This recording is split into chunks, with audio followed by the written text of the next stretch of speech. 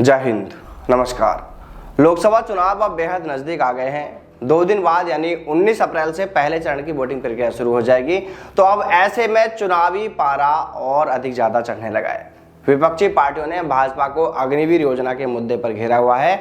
तो अब भाजपा ने भी अपने बचाव पक्ष में अग्निपथ योजना को लेकर अलग अलग बयान जारी किए हैं, जिसमें सबसे पहले तो आपने सुन ही लिया होगा कि रक्षा मंत्री राजनाथ सिंह खुद यह कह चुके हैं कि अगर अग्निवीर योजना में बदलाव की कहीं कोई जरूरत पड़ती है तो हमारी सरकार बदलाव के लिए तैयार है।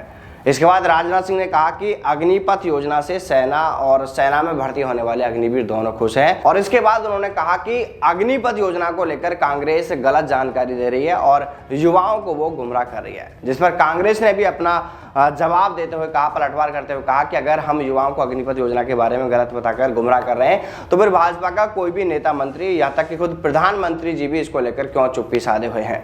क्यों चुनावी सभाओं और चुनावी रैलियों में इस योजना का जिक्र नहीं किया जा रहा? क्यों इसको लेकर वोट नहीं मांगे जा रहे?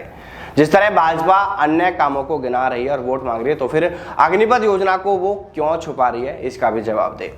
अगर यह योजना सेना और युवाओं के लिए इतनी ही अच्छी है तो फिर इसका क्रेडिट लेकर भाजपा वोट क्यों नहीं मांग रही है? ये सवाल कांग्रेस ने किया है। देखिए, हम इस मुद्दे पर लगातार वीडियो बना रहे हैं, लगातार सही को सही और गलत को गलत कहते आए हैं। तो हमें शायद ऐसा लगता है कि हमारा कोई वीडियो भाजपा प्रेमी के पास में पहुंच गया है, क्योंकि हमारे कई वीडियो पर ऐसे कमेंट हमें देखने को मिले हैं जिसमें कहा गया है कि अगर अग्निपथ योजना इतनी ही बुरी है तो फिर हर साल लाखों की संख्या में ये आवेदन करने वाले कौन है?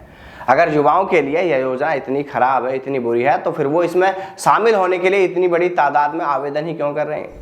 देखिए, अभी हाल ही में 22 अप्रैल से अग्निवीर भर्ती के लिए ऑनलाइन एग्जाम प्रक्रिया शुरू होने जा रही है। इसमें देश भर में लाखों युवा इस परीक्षा में शामिल होंगे, ऐसा अनुमान है।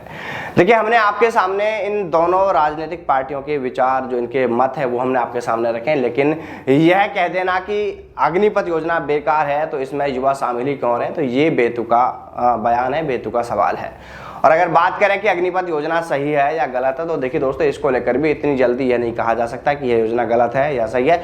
लेकिन इतना जरूर है कि हाँ, इस योजना में कुछ सुधार किए जाने हैं, वो बेहद ही जरूरी है। जिसमें कि अग्निवीर में जो परमानेंट किए जाने की संख्या है उसको बढ़ाया जाए। परमानेंट सैनिकों को जितनी छुट्टियां मिल रही हैं उतनी छुट्टियां अग्निवीरों को भी दिया जाए। जो वेतन परमानेंट सैनिक को है वो अग्निवीर को मिलना चाहिए। परमानेंट के वीरगति को प्राप्त होने पर जो उनके परिजनों को एक लाभ दिया जाता है, पेंशन है, दूसरे लाभ दिए जाते हैं, वो तमाम लाभ एक अग्निवीर के वीरगति को प्राप्त होने पर भी उनके परिजनों को मिलने चाहिए। ये तमाम बदलाव इस योजना में किए जाने बेहद जरूरी है। और अब आखिर में सवाल आपसे है दोस्तों, आपको क्या लगता है कि इस बार केंद्र में किसकी सरकार बन सकती है?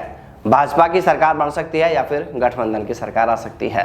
अगर गठबंधन की सरकार बनी तब तो उन्होंने पहले ही कह रखा है कि अगर हमारी सरकार आती है तो हम अग्निपथ योजना को रद्द कर देंगे। लेकिन दोस्तों, सोचिए कि अगर भाजपा की ही सरकार इस बार बन जाती है तो क्या इस अग्निपथ योजना में फिर ये जरूरी बदलाव किए जाएंगे?